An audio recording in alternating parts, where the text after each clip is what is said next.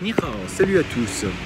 Aujourd'hui, nous allons parler un petit peu de cette démographie incessante, le nombre de personnes dans le monde. Nous sommes aujourd'hui 7 milliards et dans 2050, peut-être bien les 12 milliards, voire plus, on n'en sait rien. Mais en tout cas, on a cette faculté à se développer tel un virus sur cette planète et en abuser. C'est ainsi, nous ne pouvons pas lutter. Nous avons cette faculté à nous propager énormément et surtout à écraser souvent un peu les autres, comme une acquisition de territoire. On s'occupe un petit peu des affaires des autres et puis on prend un petit peu en se servant sous divers prétextes plus ou moins justes. Dans un souci de nourrir sa population, bien évidemment, on est obligé d'aller voir un petit peu plus loin pour pouvoir subvenir à toutes les demandes de notre population. Étant donné que nous consommons énormément, que ce soit des téléphones, de la culture, mais en tout cas beaucoup d'électricité, beaucoup d'énergie. Donc tout ça, eh bien, en fait, ça demande de l'argent et ça demande aussi donc d'occuper de nouveaux territoires et de trouver des nouvelles ressources. Donc indirectement, nous sommes tous plus ou moins responsables de ces changements qui se passent dans notre monde. Étant donné que nous consommons, moi le premier, regardez, je suis sur un téléphone portable, je regarde la télé, on regarde des émissions.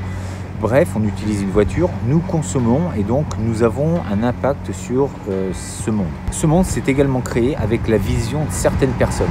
Des grands chefs d'État ou des rois à l'époque, des empereurs, ils avaient une vision et ils ont commencé à conquérir le monde pour installer leur propre vision d'un monde qu'ils voulaient voir ainsi. Nous avons hérité des lubies des grands gouvernants d'autrefois.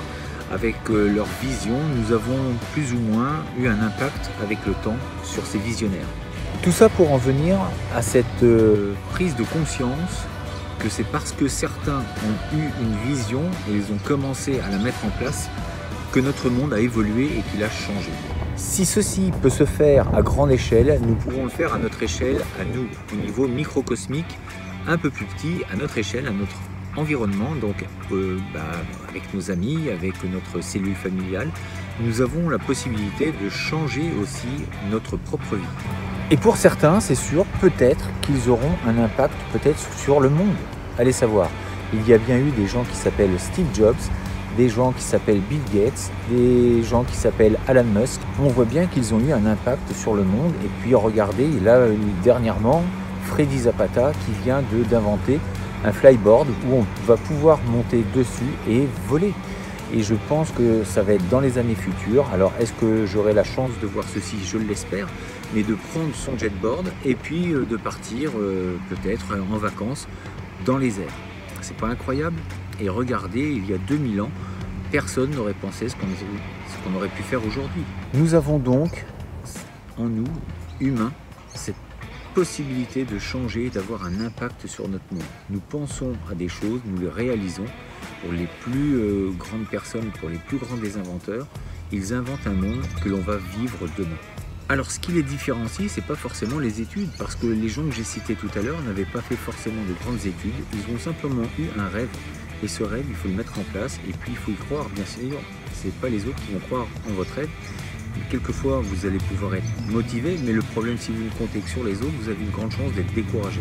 Donc, sans être forcément les Bill Gates ou les Elon Musk de demain, vous pouvez être vous-même et avoir des projets qui vous conduisent vers le haut et vers de grandes choses. Croyez en vous, c'est possible, je ne vous le redirai jamais assez. Et puis, on se dit à demain pour une prochaine vidéo. Si vous êtes intéressé par ma méthode, elle est ici. Et puis on se dit à très bientôt pour de nouvelles aventures. D'ici là, restez forts, restez beaux et surtout, restez bienveillants. 再见。